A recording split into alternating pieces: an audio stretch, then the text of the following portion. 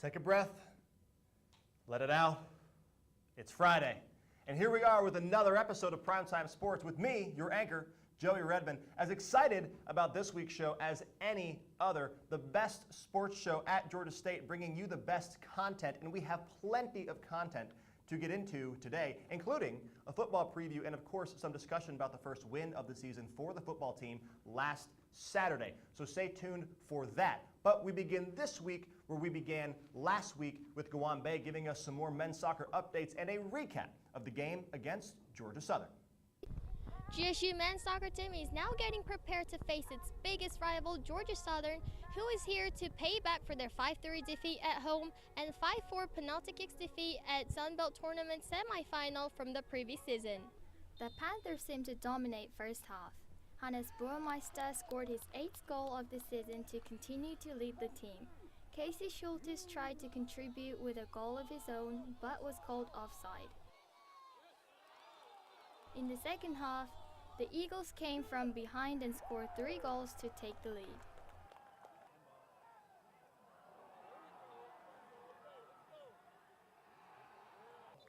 Despite the sudden score change, the Panthers made a number of attempts to score again, but even with some outstanding passes and ball movements, they could not flip the game in their favor. The next home game will be on the 18th of October against Jacksonville. For Primetime Sportz, I'm Gowan Bay. If you remember last week's show, I got a little animated about making sure we beat the Eagles. After the show, I had some people say I maybe should have taken a calmer approach to the segment, especially since we lost the game. There is no calmness in sports. It's sports. When it's your team on the line, you don't remain calm. You get fired up. You get excited. So I will remain animated and fun until the team gets another win, and they will have a chance to do just that in D.C. against Howard tomorrow at 2 o'clock. You can follow the game updates on Twitter at GSU Men's Soccer and stay up to date while we play for our first conference win of the season. Go Panthers! Hey, you know what else can be fun? Shopping. More specifically, shopping for your favorite team's merchandise. Well, here at Georgia State, that will all be changing a little as we are signing a new contract with a brand new merchandise supplier. Garrett Brown has the rest of the story. Georgia State has signed a multi-year agreement with Under Armour to become their apparel provider starting July 2017. As of now, Nike is the current outfitter for Georgia State, but is in the final year of their contract, and the university is looking for a change. However, the financial terms of the new deal are not yet disclosed. Georgia State's bookstore will have Under Armour apparel available in time before the team battles against the Skyhawks at home on the 22nd of October. For Primetime Sportz, I'm Garrett Brown. As the details of that new contract become more public, we will get that information out to you. And now we transition seamlessly into our feature presentation portion of the show. Caleb Johnson met with fifth-year senior football player Caleb Ringer after he saw the linebacker standing out on the field and in the classroom. He found the opportunity to ask him what goes into the life and the mind of a fifth-year college athlete. Defense for the Georgia State football team has become a stronghold since last season that projected them into their first bowl game. Now, one standout player on this defense who has quickly made an impact since his arrival is senior Caleb Ringer. Ringer, originally from Ohio, started his college career at the University of Michigan in 2012, but football for Caleb began long before then. I started playing football when I was 6 years old.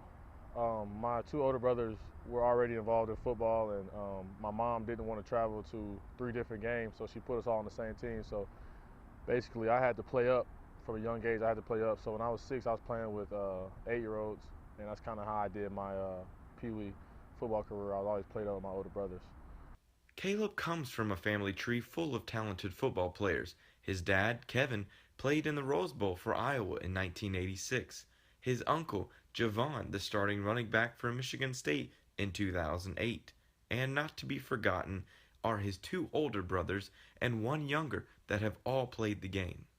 I'm the only one that plays defense, you know, so I think going against the grain of my family was just natural for me.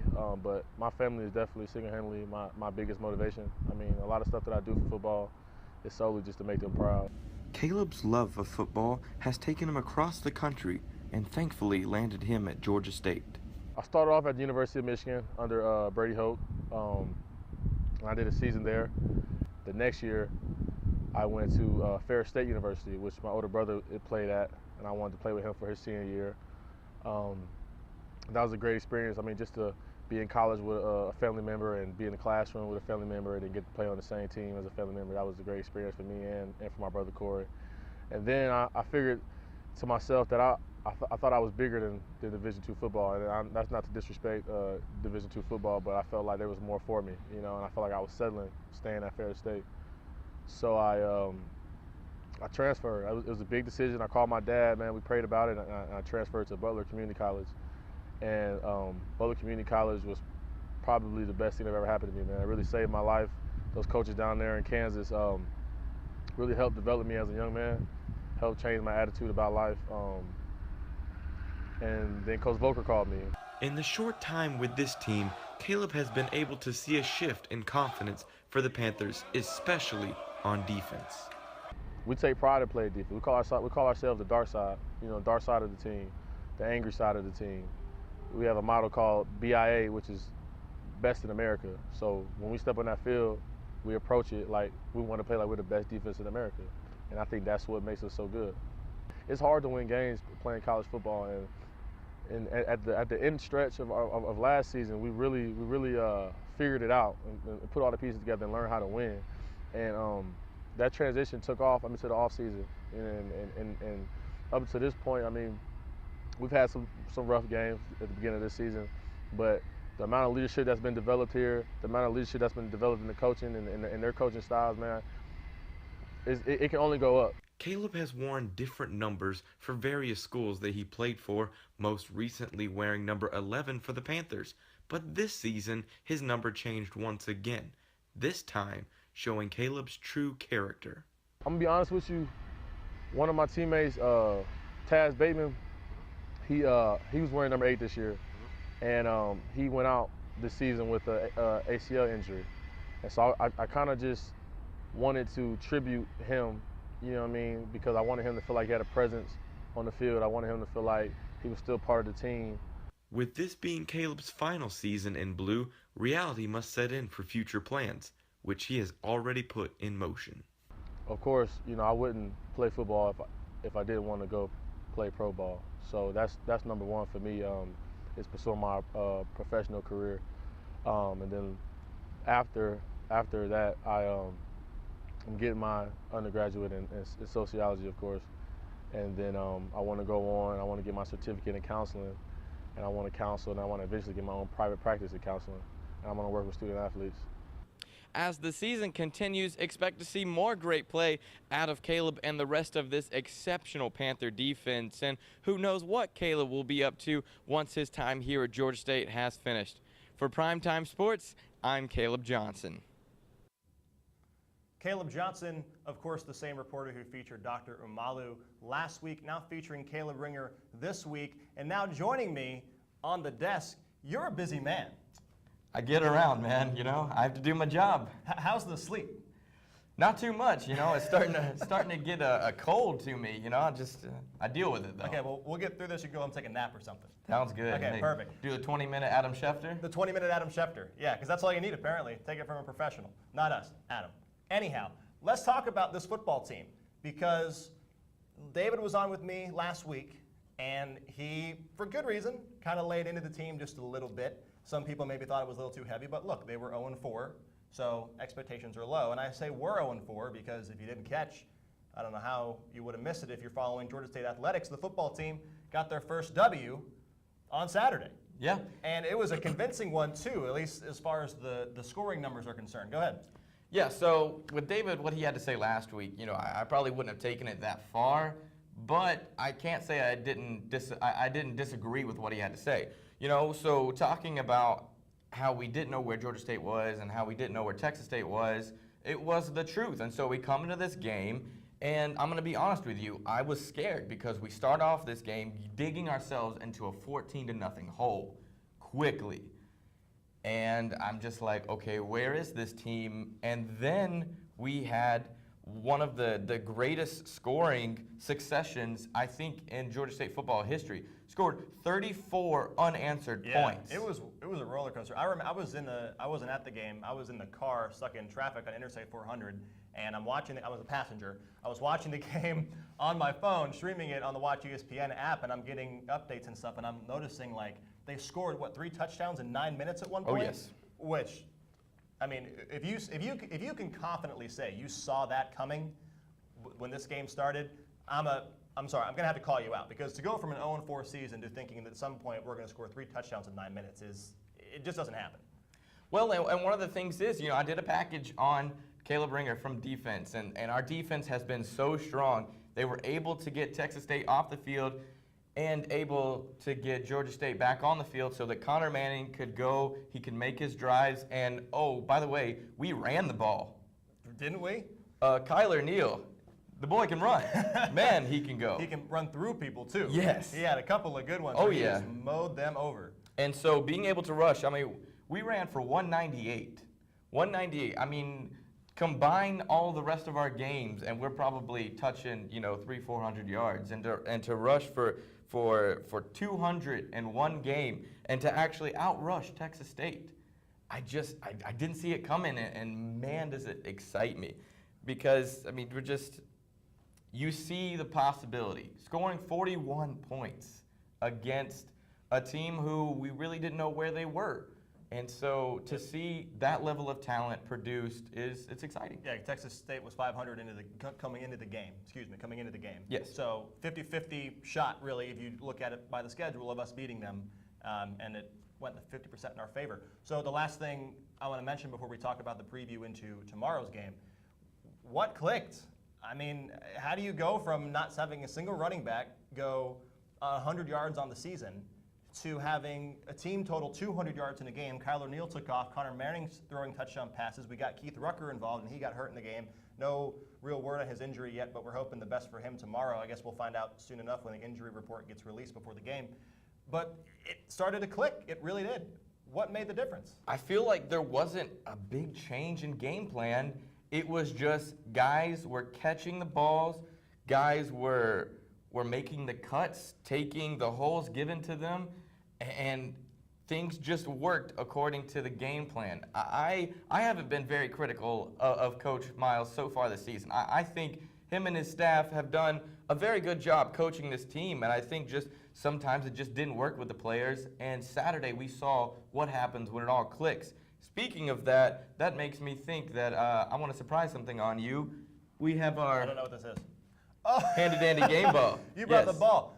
Different show, but we missed the Primetime Sportz talk for the Texas State game, so I guess we're making up for it here. Go ahead. I have to give a game ball for our first win.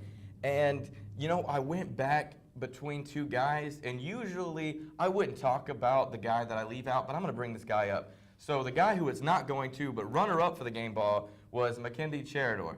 I mean, the defensive end, he is just everywhere on the field. When he's healthy, he is such a great asset to Georgia State. He had 2.5 sacks, 3.5 tackles for loss. That really helped our defense get off the field, helped the offense get on, and they were able to produce. But the guy who it is going to, because I think his play was a momentum changer in this game, is Jerome Smith, the corner. Yeah, good So call. Jerome Smith, he has the interception in the second quarter. It's when Texas State and Georgia State are still kind of close and still trying to figure things out. And that, I think, really set the tone for this team. And Jerome Smith, look, the initials Get it on there. are going on JS. here. I think that's his third one. If I'm looking at the ball correctly, we've got Jerome Smith. He is a front runner by a mile. Because he can really play ball. And I mean, his eyes, the way he's able to stare down, who's throwing the ball and be able to pick it off it's extraordinary, and it's a great asset to have on our football team. I couldn't agree more. So let's quickly, before we run too much out of time, let's talk about the assets we're going to have to take advantage of to make it 2 in a row, but it almost couldn't come at a worse time because we have to go up against quite the quite the opponent. I guess we can put this down off the table for now. In Troy. So let's go ahead. Okay, so, last week David really slams on Georgia State as they head into Texas State because we don't really know where they're at because, Texas State might be a talented team. Well, I'm not going to slam Georgia State going into the game against Troy. I mean, as we saw against Wisconsin, anything is possible. But Troy is a very, very talented team. I mean, some stats on them is that they're averaging 40 points a game. That's 40 points a game average to our 20 points a game average. They hold teams to 20 points, while we tend to hold teams to about 28. So the stats aren't in our favor. That doesn't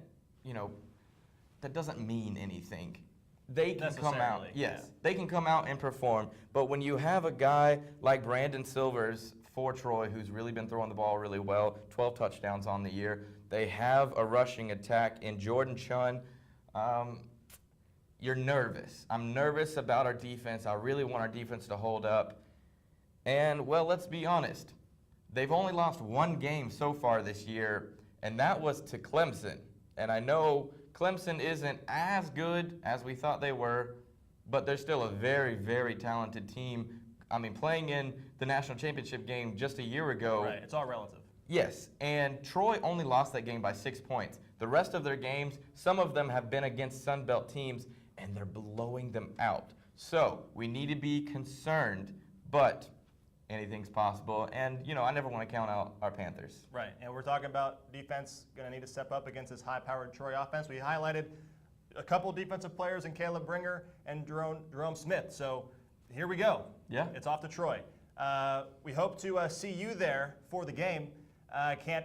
Can't be more excited about the first win and hoping to carry some momentum into 2 and 4 on the season. So with that, that's going to wrap up this week's episode of Primetime Sportz. Tune in. Again, you can follow the football game on Twitter. Twitter's right down here, and you can keep up with all the updates on the game in case you can't watch it, attend, or listen. But until next week, here's hoping for a win. I'm Joey Redman. This guy's Caleb Johnson. He needs a nap, and we will see you next time.